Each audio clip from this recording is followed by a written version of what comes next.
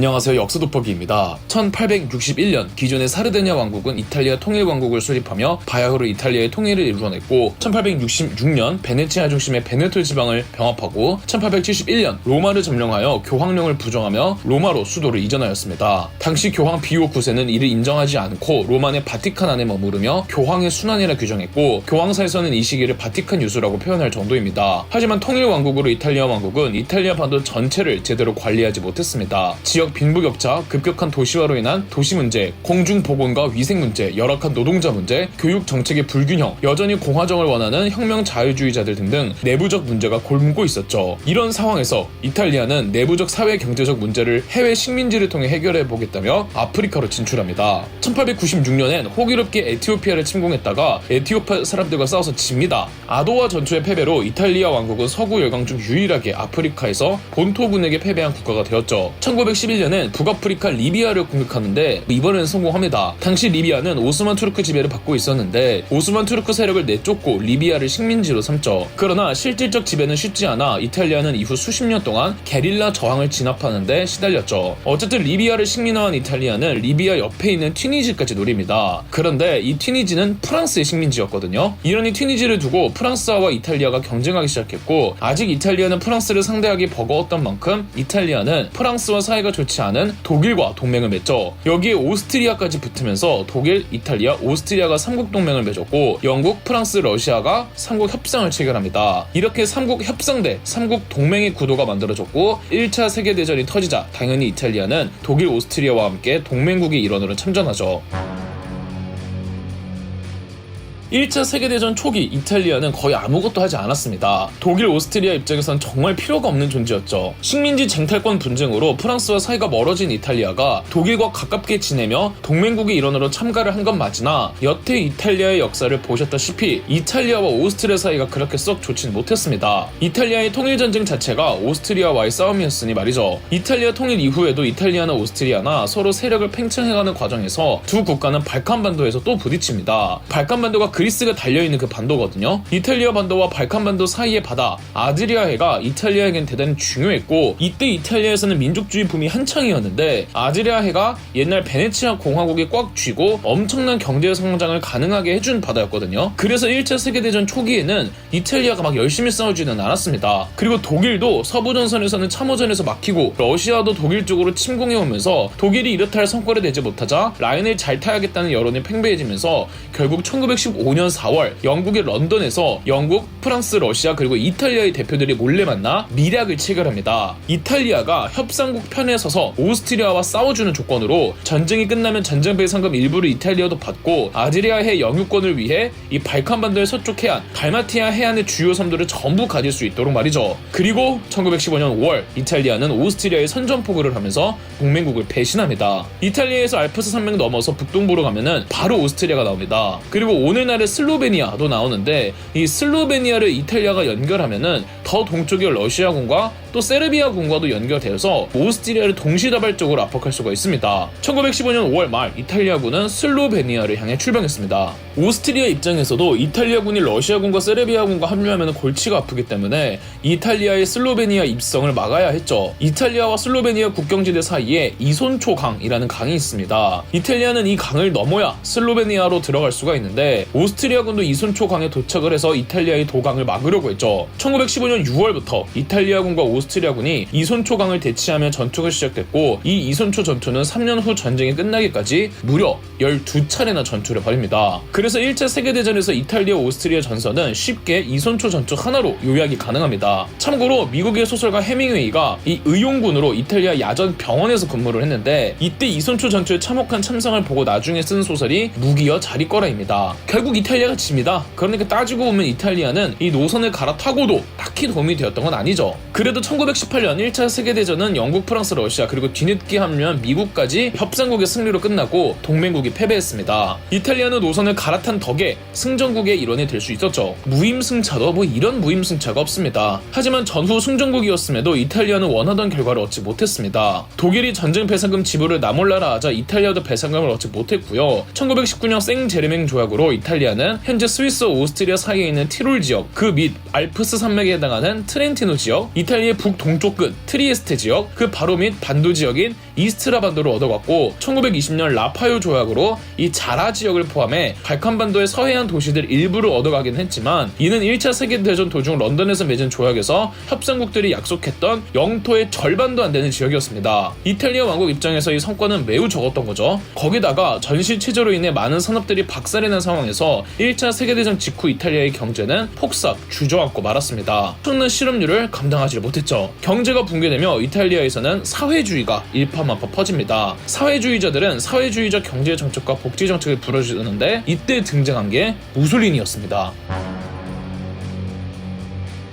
무솔리니는 젊은 시절까지만 해도 사회주의자였습니다. 무솔리니는 일찍이 이탈리아 사회당에 가입하고 이탈리아 사회당에서 발행하던 잡지 아반티의 저널리스트로도 활동했는데 무솔리니의 글이 워낙 강렬해서 초고속 승진을 하다가 아반티의 편집장이 되기도 했다고 합니다. 1914년 1차 세계대전이 터집니다. 당시 사회주의자들은 끔찍한 전쟁에 반대하는 입장이었는데 무솔리니만큼은 사회주의자이면서 동시에 전쟁과 군인에 대한 환상을 갖고 있어서 전쟁을 옹호하는 글들을 싣다가 결국 이탈리아 사회당에서 탈당 조치를 당합니다. 이후 무솔리니는 개인 잡지를 출판하여 계속해서 이탈리아의 전쟁을 추앙하고 그 자신도 1차 세계대전 중간에 징집되어 전쟁에 참여하기도 했죠. 무솔리니는 서부전선에 배치되었으나 구체적으로 무솔리니가 어떤 전투에서 어떤 활동을 했는지는 설이 무성할 뿐이집니다. 어쨌든 부상을 당해 전역했다고 해요. 전역을 하고 나서도 무솔리니는 끊임없이 전쟁을 찬양하는 글들을 기고했죠. 1차 세계대전 이후 사회주의가 퍼지자 무솔리니는 이때를 기점으로 완전하게 사회주의에 등을 돌립니다. 무솔리니가 봤을 때 사회주의자들이 하는 소리는 지나치게 이상적이고 현실적이지 못하고 그저 힘들다고 투정만 부리고 사회를 혼란하게 만드는 단체를 여겼죠. 그보다 무솔리니는 이탈리아의 위기를 구제하기 위해선 독재자의 필요성과 전체주의의 사상을 더 중요하게 여겼습니다. 무솔리니는 1919년 밀라노에서 자기와 같은 사상을 가진 사람들을 불러 모아 하나의 단체를 만드니 이 단체 이름이 파시디 콤바티멘토라고 강력한 민족주의와 전체주의 그리고 군국주의를 지향하던 극우 단체였죠. 파시디 콤바티멘토는 전투무리라는 뜻으로 파시란 무리, 단체, 전체, 묶음, 결속 등을 의미하는 이탈리아어였습니다. 무솔리니는 1921년 단체 이름을 국가 파시스트당으로 하여 아예 정당으로 만들었죠. 국가 파시스트당은 극단적 민족주의와 전체주의 그리고 일당 독재 체제를 지향했습니다. 국가 파시스트당의 당기에는 공격적 성향을 지향하는 도끼가 그려져 있고요. 묶음처럼 보이는 장식이 있는데 이 묶음이 이탈리아어로 파시스라고 말씀드렸죠. 독일 나치당의 상징 표시를 하켄크로이츠라고 하듯 이탈리아 파시스트당의 표식을 파스케스라고 합니다. 여기서 파시즘이라는 단어가 탄생했죠. 아울러 파시스트당은 자체적인 군사단체를 조직하기도 했는데요. 이 군조직의 정식 명칭은 국가안보의용민병대이지만 다들 검은 셔츠를 유니폼으로 입고 다녀서 검은 셔츠단으로 더 많이 불렸죠. 검은 셔츠단은 지나가는 사회주의자들을 폭행하고 테러하면서 멋대로 굴기 시작했습니다. 사실상 마피아 조직이나 다름없는 조직이었으며 무솔리니의 파시스트당은 과거 로마 제국의 영광을 부활시키겠다는 프로파간다를 통해 당시 어수선했던 이탈리아에서 빠르게 각광을 받았습니다. 파시스트당은 상관에게 경례를 할 때 옛 고대 로마 방식대로 하겠다며 로마식 경례로 제식을 일어나 했는데 이게 바로 한쪽 팔을 올려 손가락까지 뻗는 형태의 경례입니다. 우리가 히틀러가 만든 문화라고 여기는 것들이 전부 무솔리니의 파시스트당에서 유래한 것이며 무솔리니는 히틀러의 롤모델이 되었죠. 1921년엔 무솔리니는 의원에 당선되기도 합니다.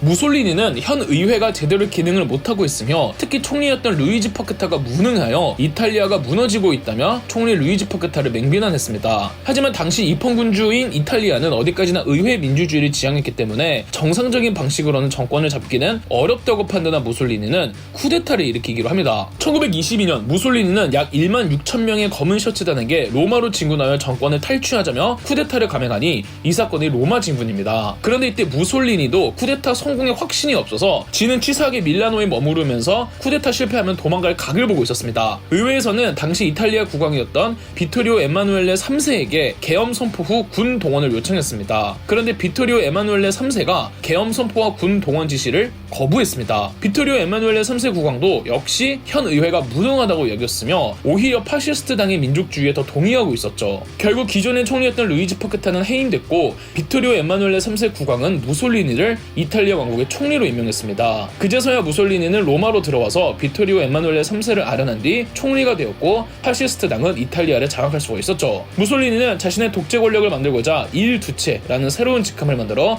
스스로 두체에 올랐습니다. 1923년에는 두체 무솔리니가 파시스트당 외 모든 정당들을 불법화하며 이탈리아는 완전히 전체주의 독재 체제로 전환되었습니다. 그리고 무솔리니는 로마 제국 영광의 부활을 꿈꾸며 전쟁을 준비하죠. 바로 2차 세계대전을요. 1939년 9월 나치 독일이 폴란드를 침공하며 2차 세계대전을 일으켰습니다. 무솔리니는 곧바로 함께 참전하지는 않았습니다. 하지만 언제나 호시탐탐 이탈리아의 팽창을 원했던 무솔리니는 나치 독일이 프랑스를 점령하고 나서 1940년 그리스를 침공했습니다. 그리스를 비롯해 발칸반도는 옛날부터 이탈리아가 늘 노리던 곳이었으니까요. 그런데 아주 보기 좋게 패배했습니다. 이탈리아군은 조금도 발전이 없었습니다. 그리스 침공을 두고 이탈리아군은 아직까지도 조롱의 대상이 되기도 하죠. 1942년부터는 이탈리아군이 이집트를 비롯한 북아프리카로도 진출했는데 이때도 연합군에게 아주 보기 좋게 털렸습니다. 북아프리카 전선에서 이탈리아군 5만 명의 포로가 나왔고 이 외에도 이탈리아군은 민폐 덩어리였습니다. 어느 전선에 투입되어도 패배하기 일쑤였고 나치 독일군은 이탈리아군이 쌓아놓은 똥 수습하느라 여념이 없기도 했습니다. 전혀 도움이 안 됐죠. 한때 히틀러가 동경하던 무솔리니이고 이탈리아였건만 이때 무솔리니는 독일의 발목이나 잡고 있었죠. 1942년 북아프리카 전선을 제패한 미국과 영국의 연합군은 시칠리아로 성공적으로 상륙한 이후 미국의 패튼이 이끄는 전차부대가 주도하며 1943년 시칠리아를 점령했습니다. 이 과정에서 이탈리아의 식민지였던 에티오피아와 리비아가 해방되었죠. 자꾸만 이어지는 패배의 무솔리니는 전쟁 의지와 권력 의지까지 모두 잃어버립니다. 파시스트당과 검은 셔츠단 내부에서도 무솔리니에게 등을 돌리는 측근들이 나왔고 이탈리아의 국왕 비토리오 에마누엘레 3세는 무솔리니를 총리직에서 해임해버렸습니다. 이미 심한 조울증을 겪고 심신이 미약해 있던 무솔리니는 별 저항 없이 해임당하죠. 1943년 7월 무솔리니의 해임과 함께 파시스트당은 해산했고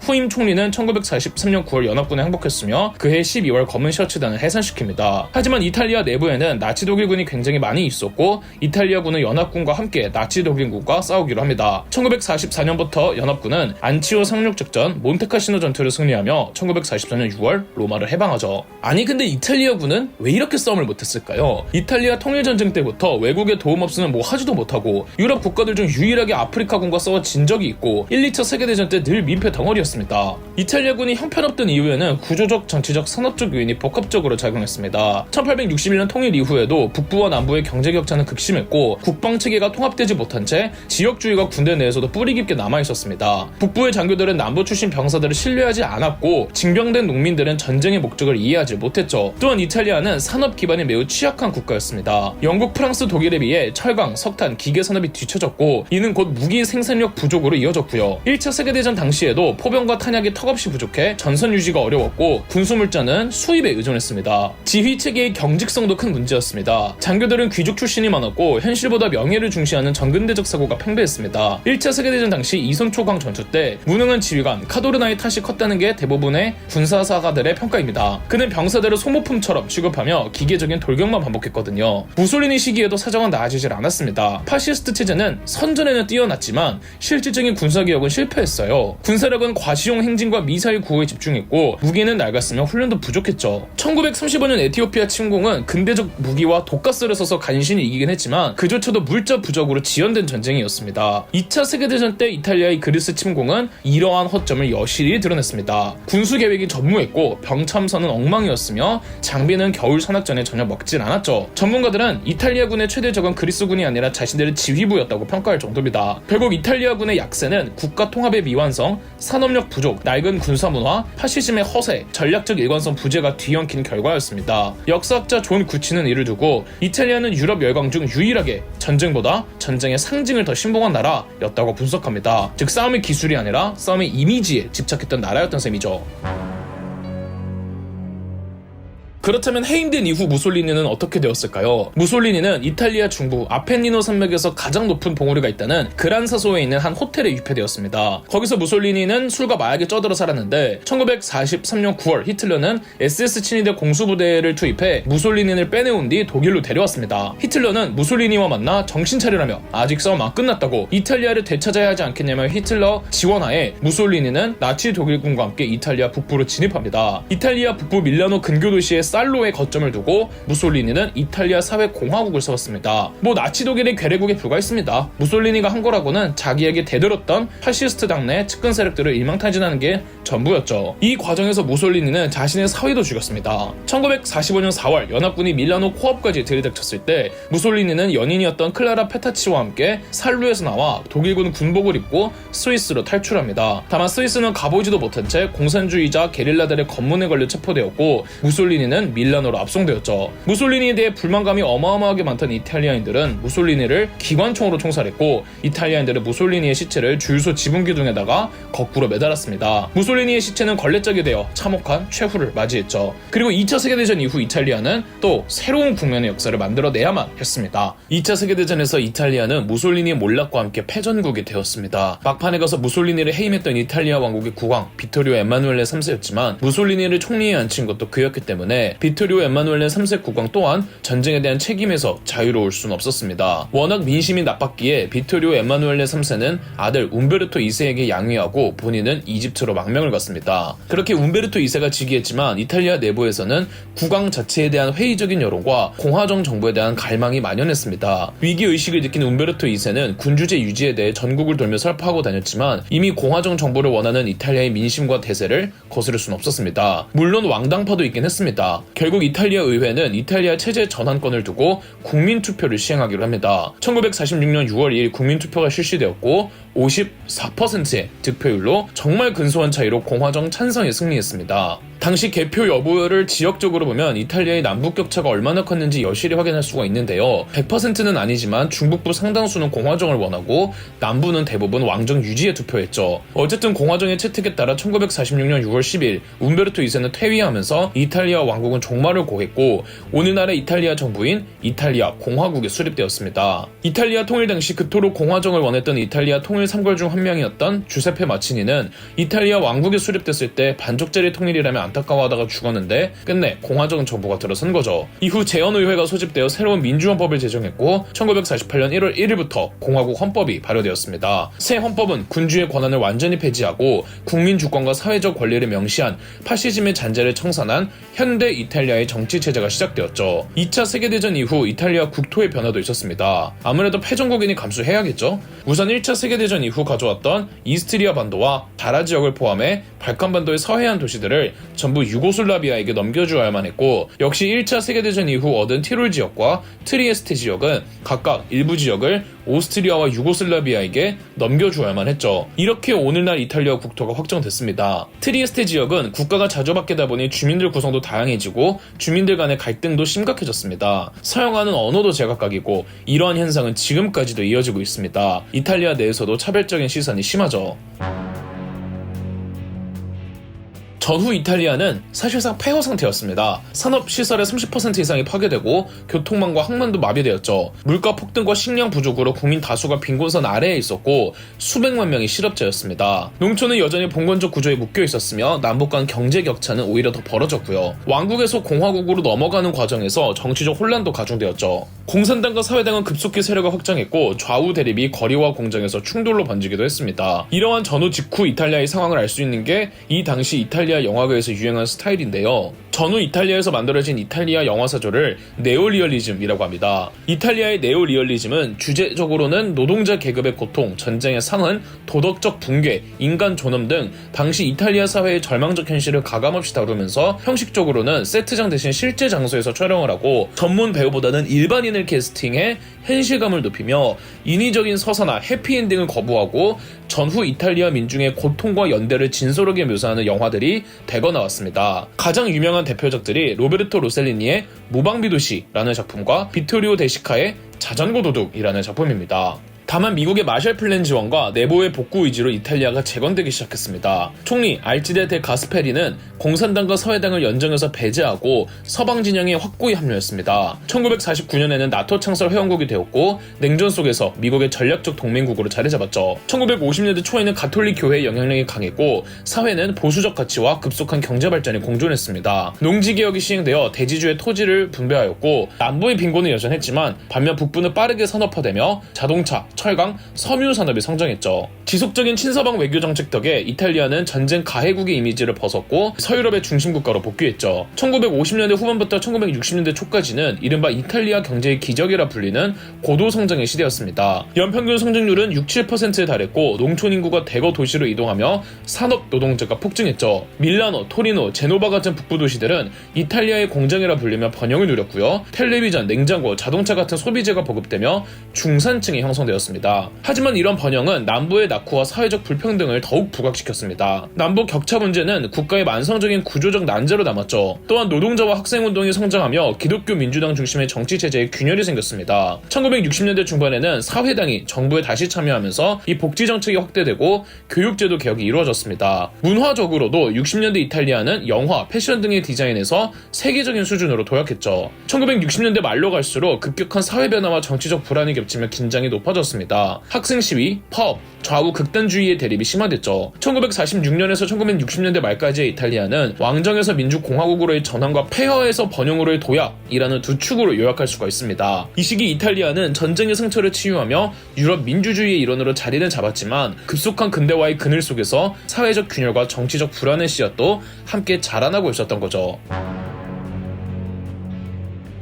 하지만 이탈리아의 번영은 70년대부터 제동이 걸립니다. 1969년부터 1980년대 초까지 이어진 이탈리아 현대사에서 가장 어두운 시기를 나베 시대라고 부르는데요. 정치적 폭력과 테러, 사회적 불안이 극심했던 시대를 말하죠. 납은 총탄의 납을 뜻하며 연일 이어진 폭탄 테러와 총격 사건을 상징합니다. 1960년대 후반 이탈리아 사회는 급격한 산업화와 도시화 속에 노동자 학생운동이 격화되었고 기존 질서에 대한 불만이 폭발했죠. 한편 냉전의 긴장이 고조되면서 좌우 이념이 극단적으로 대립하기도 했습니다. 극좌 세력은 마르크스주의 혁명을 주장하며 무장투쟁을 선택했고 대표적인 단체가 붉은 여단이었습니다. 이들은 기업가, 경찰, 언론인, 정치인을 납치 암살하며 자본주의 체제와 국가 권력을 공격했습니다. 반면 극우 단체들은 네오파시즘을 내세우며 폭탄 테러를 감행했고 일부는 군, 정보기관과 연계하였으며 1969년에는 밀라노의 폰타나 광장에 폭탄 테러를 일으키고는 이를 극좌 세력의 소행으로 몰아가기도 했죠. 테러가 테러를 부르는 순환이 이어졌고 거의 내전에 준할 정도였습니다. 심지어는 극좌 세력이 총리를 납치하는 일도 있었죠. 이 시기 이탈리아 사회는 경제위기와 실업, 부패, 냉전의 압력 속에서 갈갈이 찢겨졌습니다. 정부는 긴급조치법과 대규모 검거로 대응했지만 동시에 공권력은 P2로지라는 내부의 비밀 결사, 정보 조작 스캔들이 드러나기도 했죠. P2로지는 유럽 전역에 퍼져있던 비밀 국제조직 프리메이슨의 이탈리아 지부로 표면상으로는 반공주의와 국가안보를 내세웠지만 실제로는 국가 권력 장악과 언론 통제, 정치적 음모 조작에 관여했습니다. 또 극우 세력은 1980년 볼로냐 중앙역 광장의 폭탄 테러를 시행하기도 했죠. 정말이지 1970년대 이탈리아의 나베 시대는 이탈리아 현대사에서 가장 불안하고 피비린내 나는 시기였습니다. 마피아도 가장 기승을 부리기도 했고요. 다만 1980년대 중반으로 넘어가면서 극좌 극우의 테러가 쇠퇴했고 다시금 이탈리아는 안정을 되찾았습니다. 이탈리아 정부는 1978년 총리 납치 및 암살 사건을 기점으로 테러에 강경하게 대응하고 진압하는 강력한 반테러 대응 체계를 정립했고 극좌 단체들도 내분으로 때마침 붕괴되었죠. 거기다가 80년대 중후반은 냉전 막바지였잖아요. 이탈리아 극좌파에게 혁명의 이상이 더 이상 설득력을 갖지 못했죠. 그렇다고 이탈리아 정치도 청렴해졌는가? 절대 아닙니다. 테러 대신 정치, 경제 부패와 권력 카르텔이 나라를 병들게 했습니다. 1980년대 초 이탈리아는 경제적으로는 서유럽 선진국 반열에 올랐지만 그 화려한 겉모습 아래에는 정경유착과 부패한 정당 정치 구조가 고착화되어 있었고 심지어 마피아와도 아주 밀접한 관계를 유지했죠.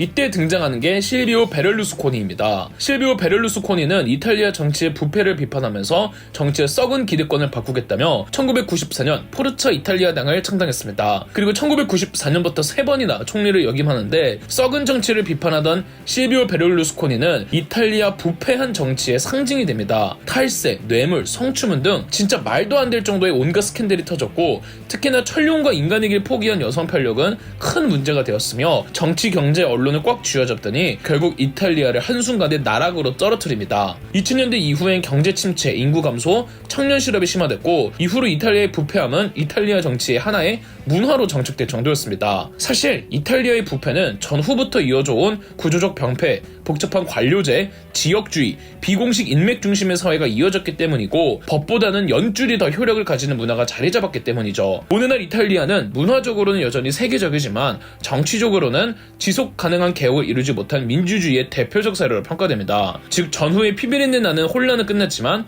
보이지 않는 부패에 납치되는 아직 완전히 끝나지 않은 셈이죠. 그럼 역사 돋보기였습니다. 저희 역사 돋보기가 멤버십 가입을 시작했습니다. 멤버십 가입을 해주신 분들 덕분에 영상 제작에 큰 도움이 되고 있습니다. 감사합니다. 영상 재미있으셨다면 구독과 좋아요, 알림 설정까지 해주시면 감사드리겠습니다.